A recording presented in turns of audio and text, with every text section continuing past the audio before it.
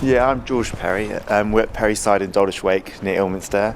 One of our best features for Muchelney are some of our stone carvings, and the one I want to show you today is actually of our tonsured monk. Essentially, we're a museum stroke working side a farm. We've also got a farm shop and tea room on site. James Gillingham was a high-class bootmaker in Chard, and he was born in the late 1830s and went into the family business of bootmaking.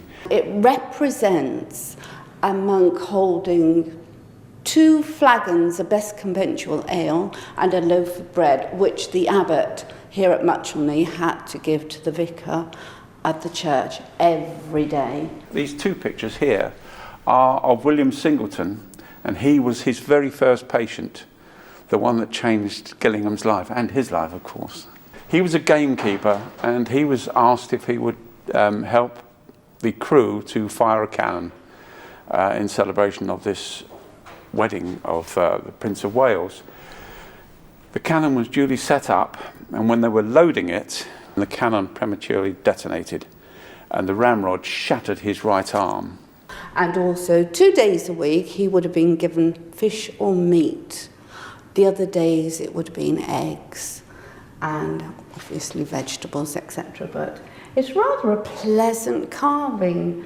Now, all the top doctors around in those days said, "Sorry, old chap, you cannot have an artificial arm because you've got no stump."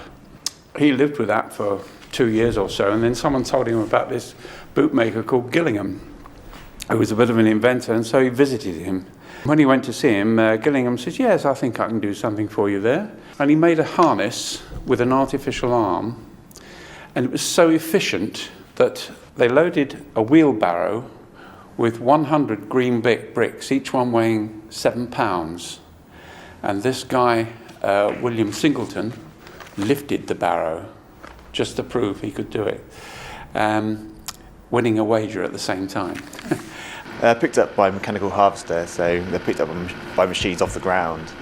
There's some Porter's Perfections here. There's some Somerset Dabnets here, so it's a real mix at the moment.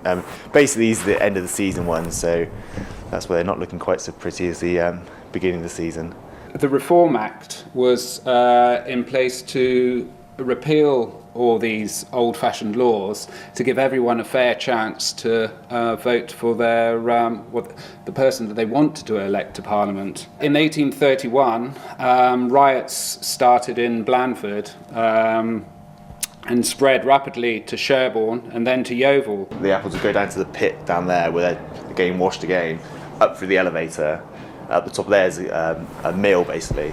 It's just a stainless steel drum full of blades, and it just spins around at high speeds and turns the apple into a pulp. The Riot Act was read again, and the magistrates called out the yeomanry, the local yeomanry, of which the uniform and the bits and pieces here belong to the Mudford Trooper Yeomanry. The yeomanry were used to quell the riots. Once there's enough pulp, you bring it down, let go of the pulp so it goes into the cloth, then the operators will follow the cloth and basically put another rack on, and this will continue to about sort of 12 layers, and basically all it's doing is just pushing all the juice, separating the juice from the actual apple core and apple parts. The townspeople raised by subscription amount of money which paid for every member of the troop to get one of these jugs each, and that's the story behind the riot jug.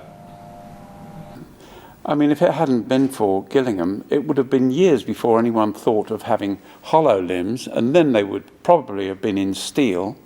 I mean, this guy was a bootmaker and he knew about leather. That's why he was so successful. He could form this leather, make a lightweight limb, and do away with wooden legs, as it were.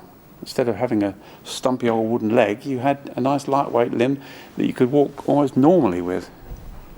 He's quite a fascinating character. And you like him? I like him, yeah. I think he's a wonderful guy.